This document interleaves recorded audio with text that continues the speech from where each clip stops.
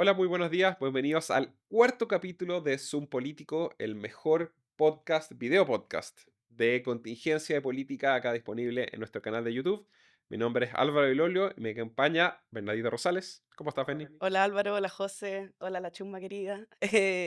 Aquí estamos de fan club de Álvaro para este fin de semana. En un fin de semana intenso. Y José Ignacio Musalem, que nos acompaña desde España. ¿Cómo estáis, José? Todo bien. ¿Y usted? ¿Cómo estuvo la votación madrugadora? Yo fui a En votar familia te tempranito. vi. Sí, llevé a mi hijo, que primera vez que vota, le gustó poner la etiqueta y le regalaron una calca unida de Cervela, así que estaba contento. Increíble. Nada Oye, mejor que ir a votar en familia, yo encuentro. Buen panorama. Yo acompañaba sí. siempre a mi viejo a votar, weón. Sí, no, Siempre. y eso genera como un incentivo, algo que creo que es súper sano. Así que bien. Y hablando de cosas buenas, sanas y que ayudan al país, hoy día tenemos una entrevista de lujo a Magdalena Mervilá, historiadora, mujer, tiene un doctorado en historia, de hecho, y es panelista en varios programas. Ahora, por supuesto, la tenemos en el video podcast más importante del momento, en Zoom Político. Así que recuerden seguirnos acá en el canal de YouTube, hacer comentarios, proponer incluso distintos temas, y vamos con la entrevista. Ya estamos de regreso con este cuarto programa de Zoom Político. Ya tenemos conectada a la historiadora Magdalena Mervilá. Muchas gracias, Magdalena, por estar presentes con nosotros, por compartir en este fin de semana de elecciones tu tiempo con nosotros. Encantada, pues Álvaro, feliz de estar con ustedes. Así que ahí, José, tenemos varios temas que hablar. Me gustaría que habláramos un poquito y nos comentes desde tu experiencia y hagamos una comparación histórica y un análisis de cómo se superan estas crisis de esta magnitud.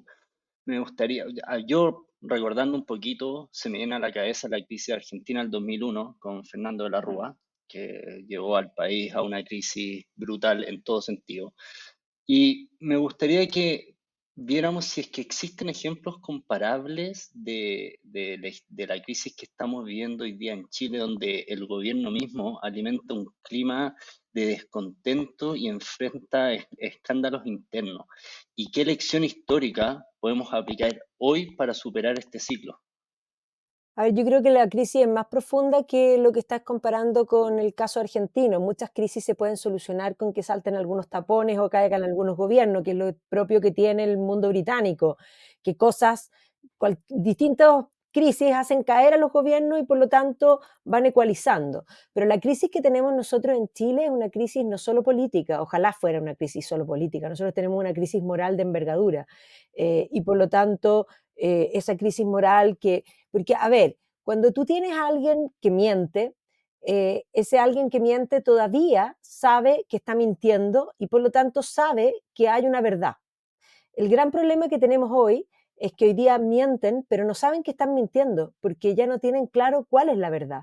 Entonces, la crisis es tremendamente profunda y por lo tanto a mí me hace acordar un poco a los autores cíclicos de, digamos, cuando Oswald Spengler habla después de la Primera Guerra Mundial de la decadencia de Occidente, planteando que Occidente no es la única cultura que está en decadencia y que las culturas nacen crecen, decaen y mueren, y por lo tanto dice, Occidente está en decadencia y va a morir. Y esto después de la guerra, o sea, imagínate el hecatombe que generó.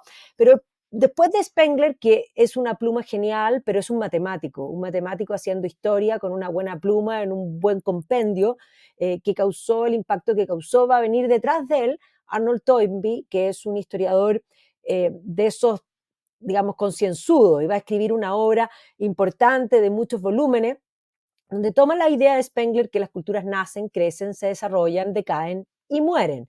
Pero agrega que, así como una cultura puede morir y decaer, puede retroceder en esa decadencia. Y ese retroceso, ese volver a recuperar el vigor, tiene que ver con recuperar los valores fundamentales de esa cultura. Y entonces ahí viene la pregunta, ¿qué somos nosotros? Nosotros somos parte de la cultura cristiana occidental. ¿Cuál era el valor fundamental de nuestra cultura? Bueno, el cristianismo, la visión cristiana, más allá de que vayas a misa y digas amén, es el consenso civilizatorio que robar es siempre malo, que matar es siempre malo, que mentir es malo, y que no es relativo a si me sirve o no me sirve. Si no recuperamos eso, yo creo que esta crisis es una crisis no país, porque ojo, esto no es solo Chile, pero Chile es el niño símbolo. Pero el wokismo es un veneno mortal y un atentado contra la inteligencia, porque está bien, el ataque contra la visión cristiana es uno, pero al menos se aceptaba la racionalidad. Pero hoy día el wokismo ataca también la racionalidad, considera que la ciencia no es válida y por lo tanto no tenemos ningún consenso. Y cuando no tenemos un consenso y entendemos la realidad entre diversos grupos de un modo totalmente distinto, bueno, no hay diálogo posible, porque en el fondo, es más, cuando Chesterton decía, y Chesterton murió el año 36, que va a llegar un momento en que vamos a tener que defender con una espada que el pasto es verde. Y el pasto es verde. Entonces, tenemos un grupo, que son los que hoy día están en política, renovando, comillas, degradando la política, porque lo que nos está pasando a nosotros aquí con el Frente Amplio ya le pasó a España con Podemos, ya le pasó a Grecia con Syriza, ya le pasó, o sea, les ha pasado mucho. Pero esa gente no cree en la realidad.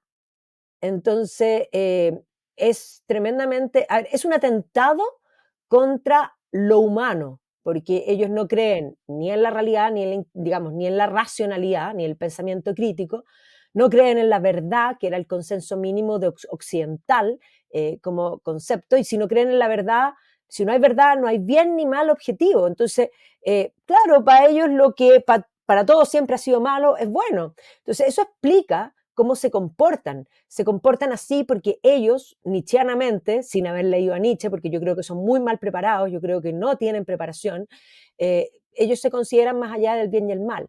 Entonces, la crisis es una crisis que o la trabajamos igual como lo degradaron ellos, porque esto no se va a arreglar con una elección. Esto se va a arreglar en el tiempo, en la medida que volvamos a tomar la educación y que nos preocupemos de educar en lo que es realmente importante y no estupideces, porque el currículum es una estupidez, el que tenemos vigente. Tenemos que educar en filosofía, en antropología, en lo que es el ser humano, preparar a digamos, a las personas para la vida. ¿Ya? Y la vida implica tomar decisiones y la felicidad, que es lo que todos queremos, se alcanza solo en el bien. Entonces, yo creo que hay que dimensionar qué es lo que nos está pasando, y lo que nos está pasando no es solo político. Agrégale los pelos políticos, por supuesto, porque el marxismo es una religión. El marxismo no es una idea política, es una religión de sustitución que pretende hacer lo mismo que hizo en el pasado Dios, dar sentido y propósito de vida, solo que con premisas equivocadas, y por lo tanto, en vez de augurarte y asegurarte la posibilidad de ser feliz, te va a asegurar solamente la posibilidad de ser inmensamente infeliz, porque además es una ideología movida por el resentimiento y la envidia. Y dicho eso, estoy completamente de acuerdo que lo que hemos perdido es el tema valórico y de principios de base. ¿Cómo se pueden restaurar las confianzas y los roles de los futuros gobiernos? Porque básicamente esto no viene solamente desde el gobierno del presidente Boric, la decadencia valórica y de principio. Entonces, ¿cómo uno baja en las bajas de las confianzas institucionales, básicamente, y los recientes escándalos? ¿Qué elementos son claves para poder priorizar o debería priorizar un eventual próximo gobierno, y cómo se vuelven a restablecer esos valores? Oye, y también un puntito a agarrar.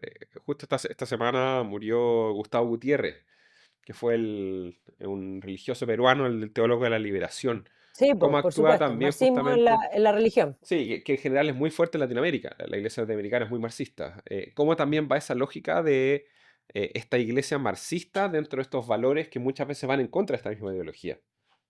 No, por supuesto. A ver, aquí hay varias cosas. Primero hay que decir que esto sí nos viene pasando hace muchos gobiernos atrás, particularmente porque en la idea economicista, que está bien, yo creo que la economía es una ciencia tremendamente importante y muy realista, pero considerar que solo tú haces un buen gobierno cuando logras más crecimiento, simplemente, hizo que consideraran gobiernos anteriores, y cuando fuimos gobierno nosotros, que bueno, esos ministerios que no importan tanto se los podemos dar a los otros, como para ser pluralista, porque habían considerado que el pluralismo era algo bueno. El pluralismo es una estupidez.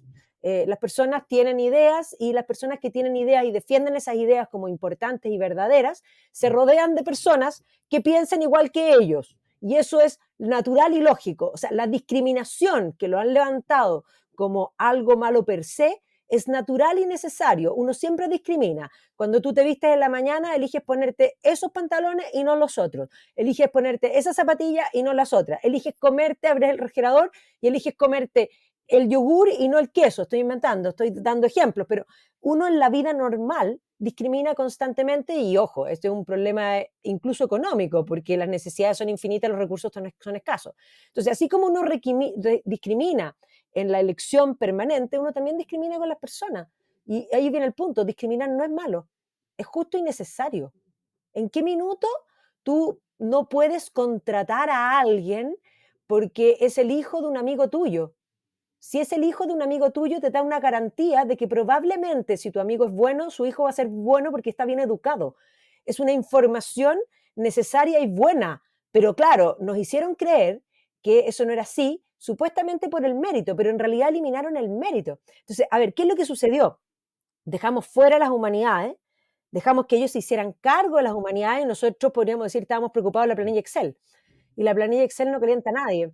Entonces, efectivamente, nos deshicimos del relato y el relato se los dimos a ellos. El relato se hace desde las humanidades. Entonces, ¿por qué estoy diciendo esto? Porque las humanidades sí son importantes. ¿De acuerdo?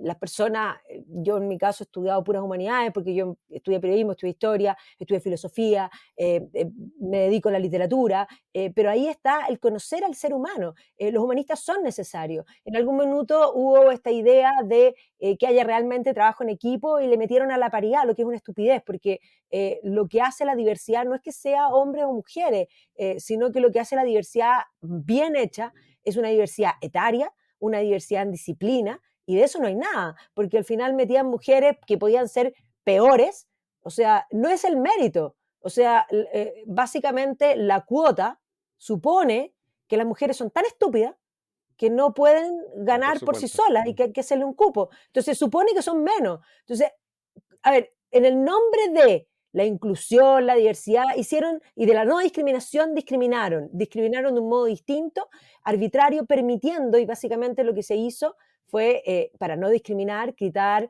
el rigor en los colegios, en las universidades. Yo hoy día pongo en duda los títulos de los universitarios, y los pongo en duda porque creo que valen cero, porque no los podéis rajar, y no los podéis rajar porque si no lloran. Entonces tenía una generación de inútiles. O sea, a ver, si tú me preguntas a mí, yo tuviera una empresa, cosa que tengo una empresa pero muy pequeña y no contrato gente, pero si yo fuera un empresario que contrato gente, pucha, yo contrataría gente sobre 50 años porque para abajo están maleados.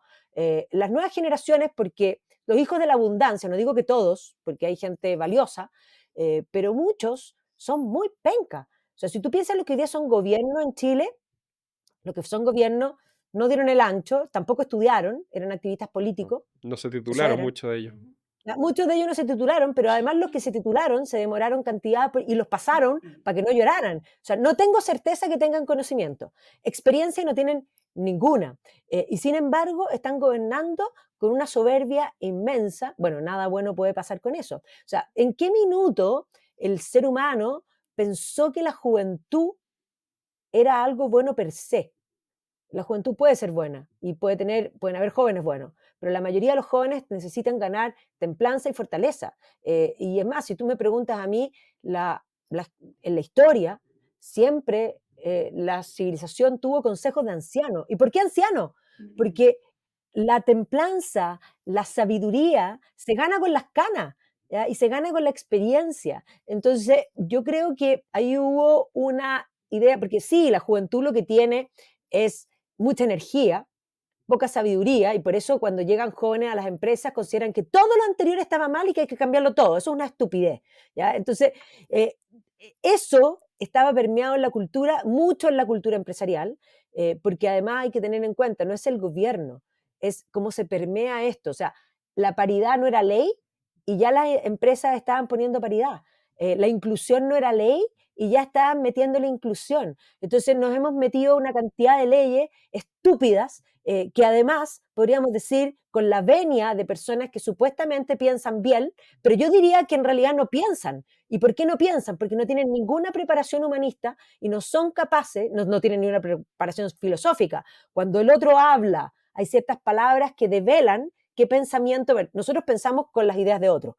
¿ya? Pero al menos uno tiene que ser honesto y saber a quién uno, comillas, le copia o le va tomando idea.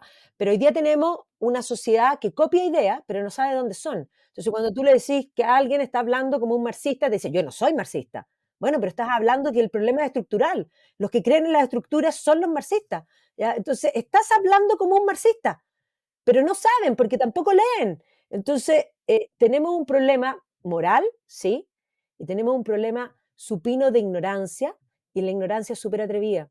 Y al ignorante es súper fácil de manipular. Entonces, ¿qué hay que hacer? Bueno, hay que recuperar las humanidades.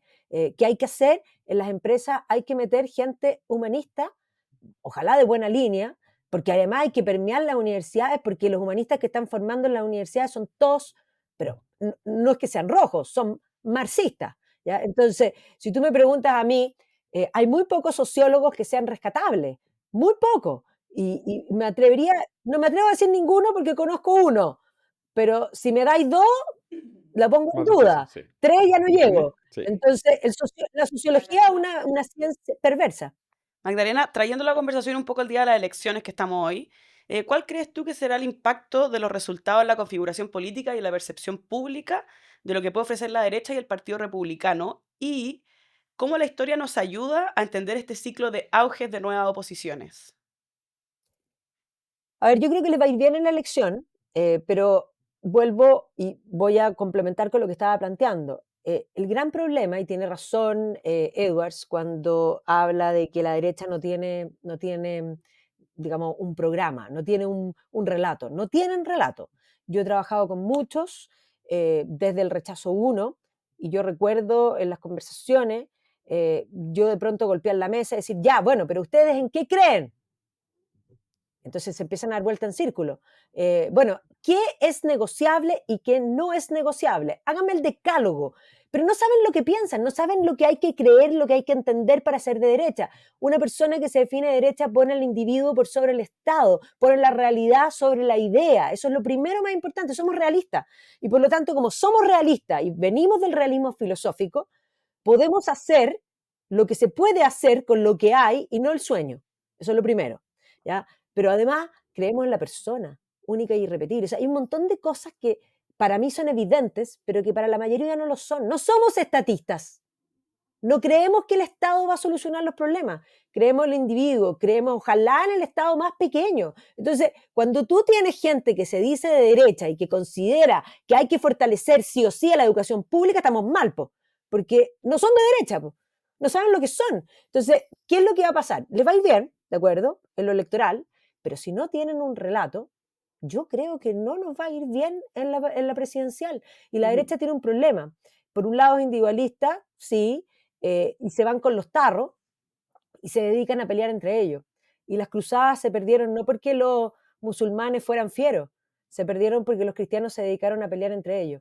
Entonces, el gran problema es que así como la izquierda es colectivista y renuncia a su propio interés por el bien colectivo y son disciplinados, nosotros lo que tenemos en el mundo de las derechas son, primero, personas que no comprenden cuál es la creencia, si no hacemos un decálogo bien hecho, un trabajo que de alguna manera inspire corazones, y cuando digo eso es poner las ideas ordenadas y hacerlo de modo de arenga. Eso es lo que tenemos que hacer. Y por lo tanto, yo creo que la única manera de unir al sector va a ser que aparezca alguien que sea independiente, casi al estilo Milei disruptivo, no digo que sea un tipo Milei, no necesariamente en sus formas tiene que ser Una así, leona pero esta vez. puede ser que sea mujer, puede ser que sea hombre, si a mí no me importa eso, lo que me importa es que pueda cumplir el rol de bisagra, de unir estos que se viven peleando entre ellos. Y que para que tenga liderazgo tiene que tener relato, y tiene que tener un relato que inspire corazones. ¿Y por qué tiene que inspirar corazones? Porque el voto no es racional. Si el voto fuera racional, pucha, ganaríamos siempre, pero el voto es pasional. Magdalena, Entonces, perdona. estamos perdidos. Es muy interesante y el desafío que nos propones a la derecha es gigantesco. Prácticamente de una necesidad de generaciones para llevarlo a cabo, creo yo. Ojalá que seamos más rápidos que eso. En un tema aún más actual, en tu opinión, ¿cómo afecta la percepción de la gobernabilidad los escándalos recientes en torno al ex subsecretario Monsalve y otros incidentes de abuso de poder. ¿Y cuál es el impacto de estos hechos en el tejido social y en la moral cívica? Sí. A ver, yo creo que hay dos cosas. Una cosa es que yo expliqué que la generación que hoy día nos gobierna se siente más allá del bien y el mal, y por lo Sí. tanto Ujú. lo que es malo para todos, para ellos es aceptable. Y lo que sucedió con esto es que se les cayeron todas las carátulas, porque el supuesto gobierno feminista, de feminista no tenía nada, porque siempre fue instrumental, y por más que nosotros decíamos que instrumentalizaban causas que podían tener algo de justicia, porque además se fueron desvirtuando con la ideología esas mismas causas, cuando tú tienes un feminismo, que si tú le preguntas a las mujeres feministas qué es ser mujer, y no saben definir lo que es ser mujer, entonces tú las miras y te dicen, entonces tú defiendes algo que no entiendes lo que es. Y te dicen que ser mujer es un sentimiento y que la mujer no nace y se hace, Hasta tú temporal. le te dan ganas de, ya, bueno, tú la mirás y le decís, tú me estás molestando, entonces mi perro puede ser mujer, entonces este lápiz podría ser mujer. Entonces te dicen, no, no, no, no, a ver, ser mujer es un modo de ser personal. Entonces, hoy día tenemos un mundo que no define primero.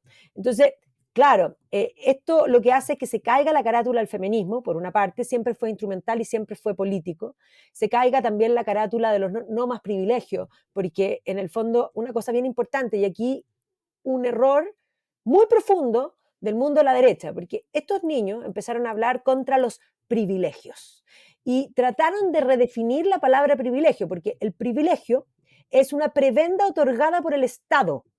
Siempre ha sido así, o sea, en el mundo estamental existían privilegiados y no privilegiados. Los privilegiados recibían prebendas estatales de tipo tributario y de tipo jurídico. No había igualdad ante la ley. O sea, en el mundo de los privilegios, Mm. en la sociedad estamental, no existía igualdad ante la ley. En el minuto en que aparece el siglo XVIII y establece la igualdad ante la ley, se termina el concepto de los privilegios. Pero ellos tomaron la palabra, y no como el chocolate que le puso privilegio al chocolate, sino que de alguna manera lo que hicieron es inventar que el privilegio era una, digamos, una posición particular dada por la condición, o más bien por la cantidad de dinero que alguien poseía, por el lugar en que nacía Mm. y por las cosas a las que podía acceder.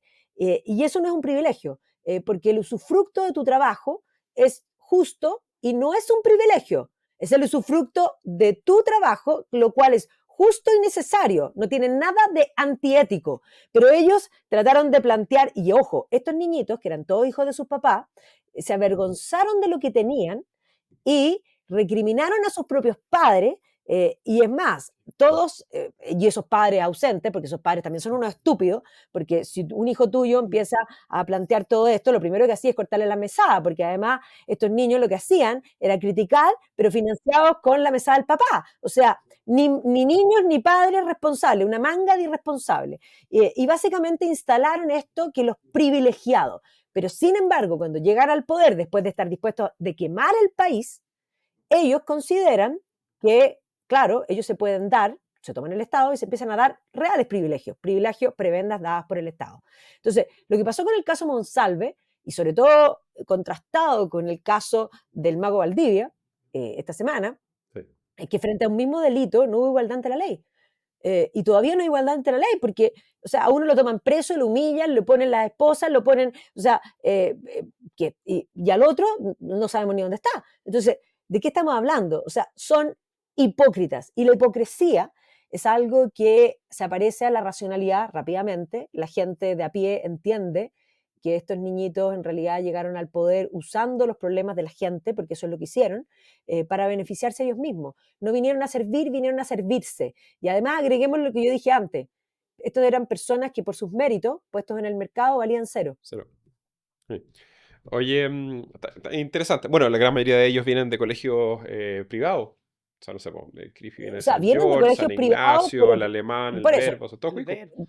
vienen de colegios privados y no eran precisamente las lumbreras de su curso, No. pero además fueron a universidades donde algunos no terminaron y otros tampoco, fueron tampoco las lumbreras, se dedicaron al activismo político, o sea, son agitadores, son personas que tienen la concepción de la realidad torcida, y que digamos, en esa visión, que no es la realidad misma, sino que es una entelequia, pretenden imponérsela al resto. Y por eso ellos tienen una moral que es para ellos y otra que es para el resto. Entonces, eso es muy peligroso. Bueno, Y esto en todo evidentemente, caso, eso viene desde sus fundadores. ¿Te acuerdas cuando Atria siempre hablaba de la mala educación y cosas al estilo? Pero tenía los hijos de San George.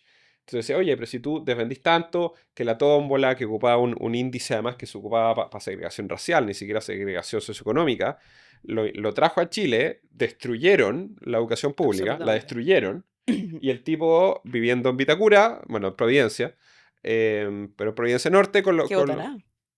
O sea, yo tengo claro cómo vota. Oye, Maida, para ir terminando, hablamos harto del tema de educación, pero también hay un tema sobre la bajada conceptual y práctica de las prioridades. En la lógica de la pirámide de Maslow, tiene que haber ciertos principios. Yo creo que estos últimos 5 años retrocedimos mucho en la lógica de las necesidades posmodernas hacia temas un poco más básicos, especialmente el tema de seguridad, incluso el tema de salud. El tema de lista de espera ha sido un desastre para la actual tremendo. administración. Es que eso es, a mi juicio, un crimen de lesa humanidad. Sí, no, es brutal. O sea, lo que han hecho y cómo esconde la lista de espera es asqueroso. Dicho eso, sí, esa visión histórica de cómo enfrentar los temas de seguridad, cómo preparar una sociedad chilena para los 10, 15 años que se enfrente a los temas de seguridad. A ver, aquí hay una cosa bien clara. Todos saben lo que hay que hacer. Lo que pasa es que nadie lo quiere hacer. ¿Y por qué no lo quieren hacer? Porque hay ciertos traumas anteriores, porque los han instalado con un objetivo puntual, y eso es lo que estamos viendo. Porque evidentemente frente a la situación que tenemos, hay que actuar con firmeza. Ahora, por otra parte, no se puede actuar con firmeza porque no tenemos ni la RUF, digamos, aprobada. Y sin la RUF, tendrían que ser imbéciles las fuerzas de orden y seguridad para actuar. Y hemos escuchado muchos relatos de ellos mismos que te dicen, yo lamento no haberme dado la vuelta larga. Y tú dices, ¿cómo? El carabinero se da la vuelta larga. ¿Y por qué se da la vuelta larga? Bueno, porque si no, después lo juzgan. Entonces tenemos un activismo judicial que yo creo que ha Brutal, sido sí. bueno, por una parte, que ha aparecido el cuestionamiento al Poder Judicial, porque yo creo que una cosa bien importante que quiero que tomen harta atención, este problema moral tiene también un interés de atacar a las instituciones. Yo esta semana escuchaba a varios dirigentes del Partido Comunista hablando de la crisis profunda de las instituciones. Mucho cuidado con eso, porque no son las instituciones tienen personas corruptas, no son las instituciones las corruptas. Las instituciones están formadas por personas, lo que hay que hacer es limpiar las instituciones, pero cuando ellos instalan que son las instituciones, ese es el ataque mortal al concepto de la democracia. Entonces hay que tener mucho cuidado porque ellos siguen con la revolución por debajo y ahora parte de esos escándalos yo me atrevería a decir que incluso son funcionales a la causa. Recuerda que ellos están dispuestos a inmolar a los propios con tal de avanzar. Entonces, ojo, porque de pronto vamos a terminar nosotros mismos poniéndonos la soga al cuello. Las instituciones tienen que sobrevivir a las personas y a las malas personas hay que sacarlas.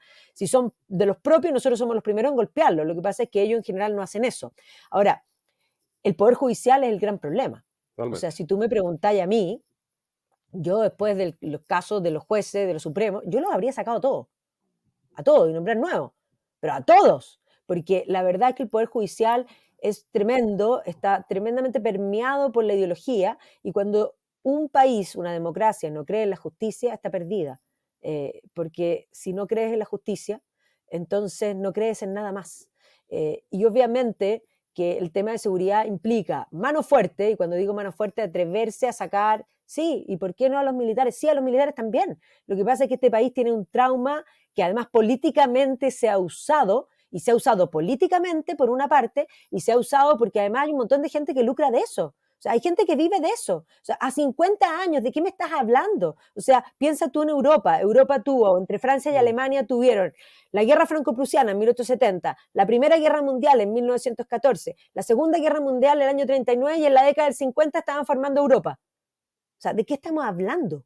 O sea, se puede trabajar juntos. Aquí hay un interés porque las ideas no cierren, porque las heridas no cierren, por tratar de reescribir la historia. Y lo que está claro es que si en Chile pasó lo que pasó, es porque antes habían pasado otras cosas. O sea, las cosas no son, la interpretación de la historia no comienza con un hecho puntual. O sea, si tuvimos un golpe en Chile fue porque hubo un Allende. Y si tuvimos un Allende es porque hubo gobiernos anteriores que fueron entregando. O sea, la historia del siglo XX en Chile es una historia que en un momento u otro, el final fue el año 73, iba a terminar en lo que terminó. Pero la democracia estaba súper quebrada. O sea, plantear que la democracia se rompió con el golpe militar es mentira. Y es más, hay miles de documentos de la Cámara de Diputados y otros que plantean lo mismo. Entonces, reescribir la historia hace mal. De una vez por todas, borrón y cuenta nueva y para adelante. Y sí, con la crisis de seguridad hay que sacar a los militares. Y si muere gente, bueno, es lo que sucede cuando estas cosas pasan. Y ahí hay que blindar a aquel que tiene que salir a garantizar el orden público. Pero no puede ser el Estado el que termine en contra de sus propios agentes del Estado porque supuestamente está violando los derechos humanos de aquellos que han perdido su derecho de manifestarse por el hecho de decidir delinquir. Magdalena, me quedé con lo que dijiste anteriormente de la conformación de Europa, después de todos estos conflictos que cruzaron fronteras literalmente en Europa desde hace 2 siglos atrás. Si las instituciones están formadas por personas, ¿por qué nuestro tejido social, las personas, están menos resilientes que, por ejemplo, el caso de Europa? ¿Por qué nosotros 50 años después, como sociedad, no podemos superar algo que ellos se demoraron 15 años en superar? Porque nosotros tenemos un marxismo activo, que además es marxismo-leninismo, pero recalcitrante y decimonónico, que ha instalado un relato y que la sociedad entera se lo ha comprado. Y si tú me preguntas, los más culpables son la derecha. ¿Y por qué son la derecha? Porque nunca han sabido parar el carro. Y para que nadie los apunte con el dedo, terminan diciendo sí. A ver, momento, sí, puede haber habido violación a los derechos humanos, sí, sin duda, pero estábamos en un marco de una guerra civil. Y eso no son capaces de plantearlo. Y en los marcos de la guerra civil suceden cosas tremendas. Entonces, la gran pregunta es, o sea, ¿cómo puede ser posible que estemos avalando, por ejemplo, juicios a militares que eran cabos primero y que tenían 18 años y que no son los culpables de ninguna cosa? Eso no se llama de alguna manera justicia, eso se llama vendetta. Y cuando un país se compra la vendetta, como todos, y no son capaces de defender lo que hay que defender, bueno, entonces estamos condenados. A ver, yo creo en los derechos humanos para todos, pero ciertamente Chile estaba al borde de la guerra civil. O sea, la gente no entiende, por ejemplo, que en la guerra civil de 1891 murió más gente en Chile que en la guerra del Pacífico. Y sin embargo, después de la guerra se hizo digamos, una ley de amnistía. Sí, eso es común después de los casos. Y aquí también se debió haber hecho lo mismo. ¿Y por qué no se hace? Porque ellos gritan tan fuerte con un sistema de activismo político y el resto, que no son capaces de pensar ni darse cuenta qué es lo que está detrás, terminan diciendo amén. Entonces, a ver, yo creo que aquí la culpa sí la tiene la derecha. No, hay dos cosas. Uno, del Poder Judicial. Yo puse muchos recursos de amparo para expulsar gente de Tenderagua, de extranjeros que se casaron ilegal. Me acuerdo que la segunda sala varias veces me rechazó casos de narcotraficantes arrestados con porte de armas y las rechazaba porque tenían un primo en Chile.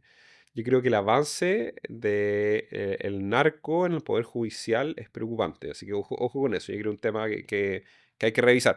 No lo haría específicamente, pero o están amenazados o están comprados, pero hay un problema importante en la Corte con respecto a ese tema. Sí, la Y, corrupción lo que busca es permear dentro de las instituciones para limpiar su imagen y que sea sí, la norma. y un buenismo brutal. Y otro tema, lo único que sigue del Partido Comunista que llama a las instituciones, hay un gran, bueno, tiene muchos errores, pero hay un gran error donde están muy pillados, que el Partido Comunista, y me acuerdo viendo a Iracy Marchal y el resto, es muy pro fronteras abiertas. Y toda la lógica del 15% de los extranjeros presos, del problema del crimen organizado, no tiene solución, porque la ideología va en contra de la realidad, y eso los desarma completamente.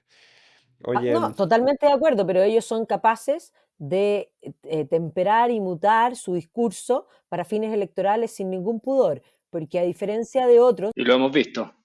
cuesta mentir, a ellos no les cuesta nada, porque ellos no creen en la verdad, ellos consideran que lo bueno es lo que sirve a la causa y por lo tanto están dispuestos a usar un mal para supuestamente hacer un bien, pero entendamos una cosa, en ética, si tú usas un mal, nunca vas a lograr un bien. Ellos no son, a ver, no son amorales, ellos son inmorales. Entonces, ahí está el punto. Cuando tú tienes una ideología que es perversa, y lo voy a decir con estas palabras, demoníaca, el demonio es muy inteligente y el demonio siempre miente y el demonio se viste de Prada y es encantador y suele ser buen mozo. Ya, tengan mucho cuidado porque, es más, tienen varios próceres que aparecen muy glamorosos, ¿ya? Y hasta parece que huelen bien porque ya dejaron de lado esa... es más, igual el contraste con el Frente Amplio en ese sentido, porque el Frente Amplio se ve desasiado y tú los miras y decís, este huele mal, ¿ya? pero el Partido Comunista tiene esa capacidad de reinventarse y de engañar. El demonio siempre engaña. El demonio te tienta con algo que sabe que te hace mal, pero que te lo hace aparecer como un bien. Entonces, el problema es que cuando uno no entiende que eso es así, uno muchas veces cree, y hay gente, a mí me ha pasado con gente que yo considero buena y inteligente, que te dice que van a negociar con un comunista. Y tú dices, o sea, tú con el demonio no te sientas a negociar. Nunca. Oye, bueno, todo muy interesante, podríamos hablar harto rato, tenemos varios temas asociados, o sea, no solo el tema de la contingencia, la crisis de confianza, los temas políticos. Yo tengo una visión bien distinta también sobre el tema como los conceptos, la idea del sector. Yo soy también una lógica de partido único, pero todas esas darían horas y horas, así que eso sí esperamos volver a tenerte en otro capítulo de Zoom Político. Pero encantada, pues yo lo que quiero tratar de hacer es un grupo interdisciplinario de gente de distintos partidos del mundo de la derecha, pero que sean los más intelectuales. Por último, para tener un par de reuniones y ver si podemos sacar un documento. Fíjate, yo creo que alguien tiene que liderar esa idea y yo creo que hay gente pensante y que podemos llegar a la esencia. Piensa tú que una empresa cualquiera siempre se sientan y piensan en la misión, la visión. Bueno, ¿cuál es esa? ¿Cuál es nuestro proyecto a 10 y a 50 años? Tú decías, 50 años, bueno, es que se piensa 50 y a 100 años. Yo soy mitad argentina y los chilenos tienen un problema. Los chilenos no pueden ver más allá de la próxima elección porque estamos rodeados de cerros.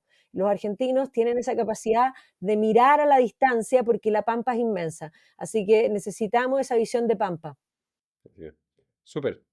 Oye, muchas gracias, Maida. Gracias, Nosotros Magdalena. con eso vamos a una pequeña pausa y ya volvemos. Sigan acá en Zoom Político. Ya estamos de vuelta en este capítulo de Zoom Político. Tuvimos a Magdalena Mervilá, muy interesante conversación. Les recomendamos ahí que la revisen, que la vean cuantas veces quieran. Yo ahí tengo algunas discrepancias, algunos puntos, pero es normal tener algunas diferencias. Hay generaciones, conocimientos y otros. Pero sí hay un tema que encuentro que es súper importante y me gustaría que conversáramos un poquito, que tiene que ver con esta lógica del abuso de poder en el Estado. O sea, se vio el caso Monsalve y va a generar un impacto en el gobierno y las elecciones, pero yo trabajé en la subsecretaría de Interior, trabajé en el Ministerio del Interior, y que el subsecretario ocupara la PDI como policía política, que ocupara carabineros para buscar cámaras en los municipios, que ocupara el avión de carabineros para viajar a su antojo, que probablemente fuera hacia Concepción. Dicen que se fue a juntar con la familia de la víctima, porque el papá de la víctima ama de trabajado con él. Entonces, bajo todas estas condiciones, realmente es el encargado de seguridad. Entonces, cuando el gobierno llega y dice, oye, no, yo quiero tener acceso completo a todas las cuentas corrientes que yo quiera. Bueno, la probabilidad que haga el mal uso, esta amenaza, este abuso, yo lo encuentro brutal. Y realmente se les cae un poco el discurso, porque Magdalena hablaba harto, la lógica, claro, del Estado y todo como respuesta. Pero finalmente, Jerónimo Manuel Monsalve es una buena explicación de cómo es la izquierda en el Estado. Es abusiva y realmente termina ocupando estas cosas para beneficio personal. No sé cómo lo ven ustedes. Mira, yo creo que la gracia de esta situación es que el Frente Amplio está empezando a perder la virginidad. Creo que llegaron, o sea, por mucho tiempo no fueron gobierno y solamente era un par de pelagatos parlamentarios que, por supuesto, no tenían más que muchos ramos echados dentro del cuerpo, no traían mucho más que eso a la mesa. Y ahora que son gobiernos, se tienen que encontrar lo que es gobernar.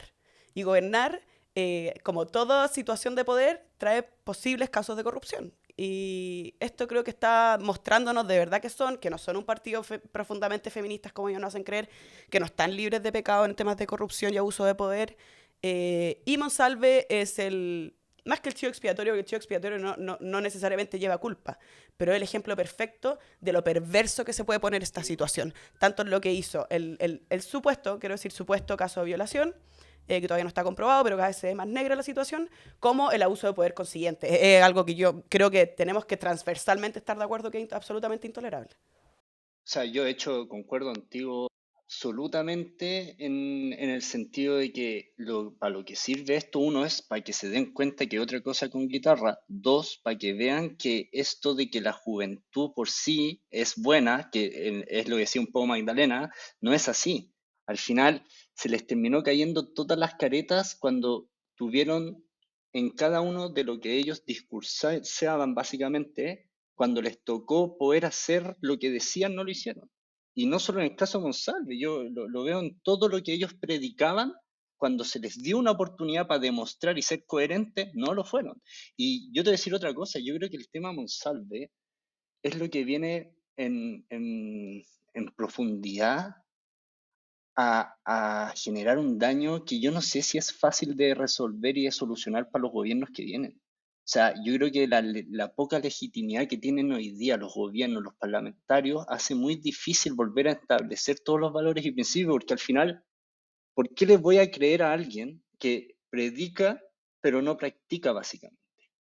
Exacto. ¿Qué creen ustedes cómo va a ponderar esto en las elecciones de hoy y mañana? Eso es lo que me interesa. Yo creo que no va a ser tan grande el impacto como... Es un caso tan difícil de seguir hoy en día que no creo que el impacto sea tan significativo, porque yo creo que las comunas que el Frente Amplio va a ganar va a ser por las personas, más que por el partido, es por las personalidades que tienen. Ahí sí, Y un ejemplo de ello es Tomás Bodanovich. sí, hay dos cosas distintas. Uno, bueno, esto probablemente va a salir después de la elección, así que si nos equivocamos mucho, nos pueden hacer los comentarios y nos pueden ahí decir, anda, hoy qué mal ojo. Pero dos cosas. Uno, en esta elección tenéis dos votos distintos. Tenéis los votos que son muy individuales, que tienen que ver con el caso del gobernador regional, el caso del Ujú. alcalde, que ahí uno en general tiende a votar por la persona. Y los casos de concejales y cores, donde en general hay mucho desconocimiento, candidato a core, yo, la mitad que es un core, quién eres tú, que está bien. Y ahí tiende mucho más a valer la marca. El partido, claro. Entonces, yo creo que lo que va a pasar, en mi perspectiva, lo que lo he visto un poco, en lo que tiene que ver con la elección de concejales y core, a la izquierda va a perder mucho voto que se va a ir a blanco y nulo. Ujú. Le va a ir muy bien a republicanos. Va a ser la lista más votada en Lejos. concejales y core. O sea, yo creo que la primera mayoría en mi distrito de core, el tipo no hizo campaña y así va a arrasar, va a sacar 100.000 votos. En cambio, en alcaldes y gobernador no va a generar mucho impacto, mucho cambio, más allá de algunos temas muy específicos. Hay gente que ocupa mucho esta bandera, por ejemplo, Santiago Centro. Irací era muy Claro, pro-migrante, muy claro. tema feminismo, ahí sí. Pero a Bodanovich esta cosa no le va ni le Nada, viene, nada. Peñarolén lo mismo, o sea, da un poco lo mismo. Entonces yo creo que va a ser un poco así este impacto, pero ella en la interna está muy golpeado. Debo reconocer, eso sí, yo juraba que el periodista de Zipper, que ahora está en The Clinic y El Mostrador, iba a filtrar, no sé, fotos en pelota de Hermosilla o algo para tratar de compensar, porque el tipo tiene el celular entero. Así Mm. que me sorprende que no lo haya hecho hasta ahora, hasta el momento. No, quizás no hay nada nomás, pues. O sea, claramente ha habido cosas. Oye, ojo, yo ahí, más allá de que el Frente Amplio pueda estar desarmado y todo lo que ustedes quieran, yo les recuerdo que Boric, cuando se pensaba que podía ser candidato presidencial, la respuesta automática era, es imposible.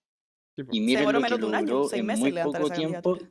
y dio vuelta lo que todos pensábamos. Entonces, yo creo que el tema de los alcaldes efectivamente va a ser castigada mucha de la clase política. A mí lo que me asusto es la cantidad de votos nulos y blancos que pueden haber. Y segundo, yo no vería a Bogdanovich tan solo como un alcalde. La sede de poder, cuando podéis llegar a arrasar y no tenía otro candidato para poder presentar en una posible elección presidencial, yo creo que alguien como Bogdanovich puede rearticular al Frente Amplio o a la izquierda, básicamente, que hoy día está un poco apaleada. Entonces, yo creo que Republicano efectivamente, como dice Álvaro, va a sacar muchos votos en ambos cargos, pero yo sí creo que lo que va a triunfar un poco acá va a ser los independientes y creo que Bogdanovich va a ser la sorpresa. O sea, yo creo O que de sea, yo creo verdad va a que ser un yo no me imagino una batacazo en cuanto sorpresa. a la cantidad de votos. Y yo sorpresa, o sea, me sorprendía si no fuera eso, si no fuera la mayoría nacional. Eso me sorprendería. Yo creo que en cantidad de votos sí, pero en porcentaje no. No, porcentaje no. No, otra O cosa. sea, en porcentaje comunas grandes, por supuesto, ¿cachai? Pero, por ejemplo, ya tenemos algunas predicciones que después nos pueden cobrar lo que nos están viendo. Yo creo que al menos en Chile Vamos, de las comunas más grandes, o sea, más de 10.000 personas, la primera mayoría en porcentaje va a ser Palacio de la Reina. Lo más grande. Sí. Puede ser, No, lo quieren harto ya. Ha sido un buen alcalde, tiene una gestión Palacio va impecable. en una comuna que tiene un foco izquierda duro, va a sacar sobre el 60%, quizá llega al 70%. Yo creo que a republicanos en alcaldes no le va a ir tan bien. Puede que logre Concepción y Valparaíso, pero la RM no le va a ir. ¿Valparaíso tú crees que Yo creo que lo va sí. a Hubo ganar? un problema con Wanders, pero yo creo Sí, que pues. sí, que entra. Porque los otros candidatos están muy divididos y son muy malos. Aguanta el Wander. Pero en concejales y en Core van a arrasar. Yo insisto en algo, yo creo que Bogdanovich va a ser el alcalde que más votos haya sacado en la historia.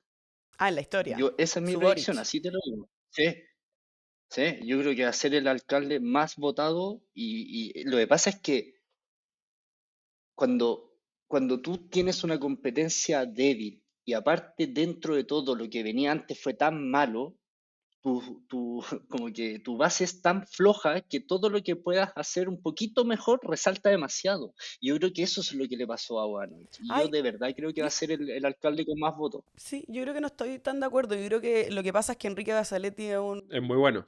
o sea, yo creo que es duro y está bien, pues sí, o sea, los republicanos en general son súper duros y súper orgullosos de su marca. Yo creo que Basaletti es muy nuevo y no tengo claro si es como de Maipú o tiene historia en Maipú. Empezó muy tarde. Eso, es súper nuevo y Tomás Bodanich viene haciendo la pega desde que era universitario, con fundaciones con la fundación que trajo montones de estudiantes súper cuicos a trabajar en Maipú, así, y él como en su propio nombre, ¿cachai? Entonces es un gallo que Que viene yo haciendo la creo que pega le hay al bien. punto, es muy nuevo, Es muy nuevo es Basaletti, muy pero yo no creo nuevo. que sea un mal Le candidato per pusieron se. a alguien, sí, po. No, no, pero estamos hablando para esta elección. Para esta elección yo creo que es demasiado nuevo, a Sí. diferencia de lo que ya... Y más encima recuerda que un alcalde tiene, aunque no lo digan, todo el aparataje de la Sí, po. alcaldía por detrás para poder hacer campaña. O sea, No, es una persona que está constantemente en la calle, con recursos públicos, aunque no lo digan, y etcétera. Entonces, pero claro, yo no sé si es que en 2 campañas más, o sea, la próxima vez que se vote por alcalde, va a tener este respaldo. Y yo ahí sí Oye, creo que Basaletti va a agarrar muchísima fuerza porque va a tener más tiempo para poder hacer campaña y darse a conocer. Oye, y entrando en esa, y un poco tratando también de responderle a la Magdalena, y otro día yo me comprometo a responder algunas de las cosas. Yo creo que la derecha sí tiene un relato, lo que pasa es que, claro, no tiene un discurso de filosofía política escrito como le gustaría a los académicos, pero sí tiene una propuesta bien definida. Pero pensando en esto en los liderazgos, la generación de confianza y todo, ¿qué características debería tener un representante ahora para el Chile en los próximos 20 años? O, a diferencia de las características que tenía antes. Me pasó harto en campañas ver gente, claro, que era muy como, no, si esto se soluciona con publicidad en la radio agricultura y el mercurio. Y decían, no, ha cambiado un poco la sociedad. ¿Qué características creen que debería tener un poco el nuevo político o el liderazgo mire, político? yo no me lo he planteado tanto porque yo soy igual que como dice la Magdalena de la derecha, súper del momento. Pero creo que el futuro necesita, yo creo que tenemos que volver a los 30 años en tema de sistema político, un sistema binominal donde estemos obligados a dialogar porque somos más parecidos de lo que somos hoy en día en el Parlamento.